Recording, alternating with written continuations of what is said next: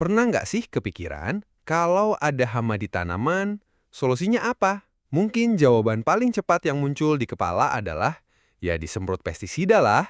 Pemikiran ini wajar banget, tapi ternyata ada cara yang jauh lebih bijak dan keren yang lahir dari sebuah krisis besar di negeri kita. Namanya pengendalian hama terpadu atau PHT. Ini bukan sekedar teknik, tapi sebuah filosofi. Yuk kita telusuri bareng gimana ceritanya PHT bisa jadi tren baru bagi petani Indonesia berdasarkan sumber-sumber kredibel. Cerita ini dimulai pada era 1970-an hingga awal 1980-an.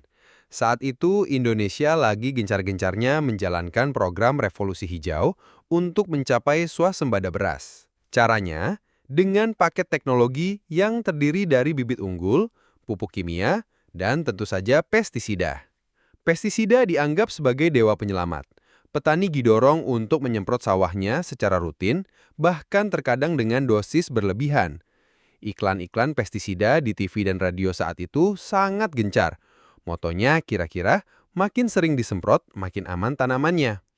Awalnya, produksi beras memang meroket.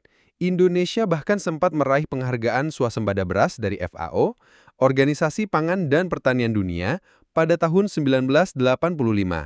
Tapi, di balik kesuksesan itu, ada bom waktu yang sedang berdetak. Puncaknya terjadi pada pertengahan 1980-an. Tiba-tiba, jutaan hektar sawah di seluruh Indonesia, terutama di Jawa, mengalami puso atau gagal panen total. Penyebabnya? Ledakan populasi hama wereng batang coklat Nila parvata lugens yang ganasnya bukan main. Petani panik, mereka menyemprot lebih banyak pestisida, tapi werengnya malah makin menjadi-jadi. Kok bisa? Para ilmuwan dan ahli pertanian dari berbagai universitas dan lembaga penelitian turun tangan. Berdasarkan banyak jurnal dan penelitian dari masa itu, mereka menemukan akar masalahnya yang mengejutkan. Justru pestisida itulah biang keroknya. Gampangnya begini, pestisida spektrum luas yang disemprotkan secara membabi buta tidak hanya membunuh wereng, tapi juga memusnahkan musuh-musuh alaminya. Laba-laba, kembang, capung jarum, dan serangga-serangga lain yang sebenarnya adalah polisi di ekosistem sawah, ikut mati. Akibatnya, wereng yang punya siklus hidup sangat cepat bisa berkembang biak tanpa ada yang mengganggu.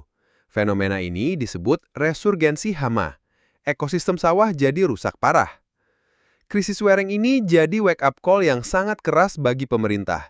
Sadar bahwa cara lama tidak bisa diteruskan, Presiden Soeharto pada tanggal 5 November 1986 mengeluarkan Instruksi Presiden Nomor 3 Tahun 1986. Inpres ini jadi tonggak sejarah. Isinya revolusioner. Melarang penggunaan 57 jenis pestisida spektrum luas pada tanaman padi. Menetapkan pengendalian hama terpadu sebagai strategi perlindungan tanaman nasional. Indonesia menjadi negara pertama di dunia yang mengadopsi PHT sebagai kebijakan nasional, sebuah langkah yang dipuji dunia internasional. Tapi, kebijakan saja tidak cukup.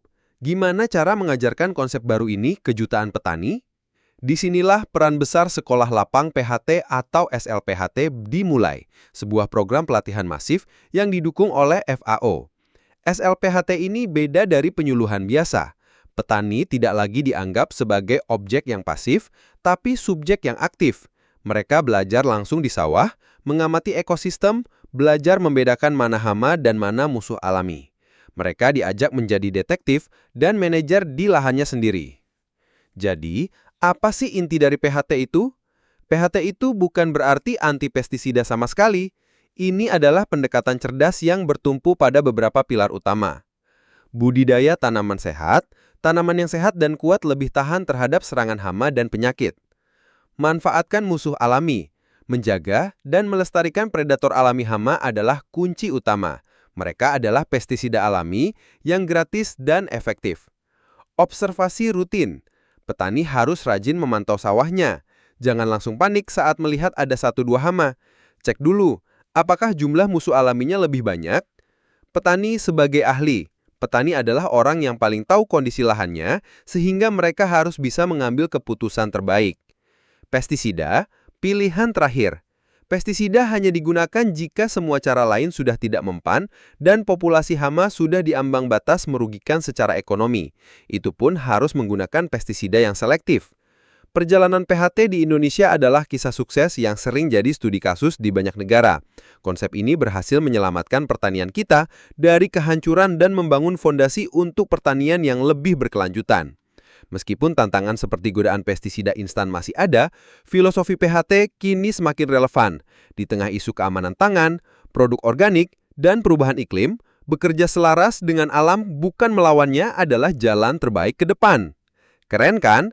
Ternyata di balik sawah yang hijau, ada cerita perjuangan, krisis, dan inovasi yang luar biasa. Pertanian itu ternyata soal keseimbangan. Nah, gimana? Sudah tahu kan?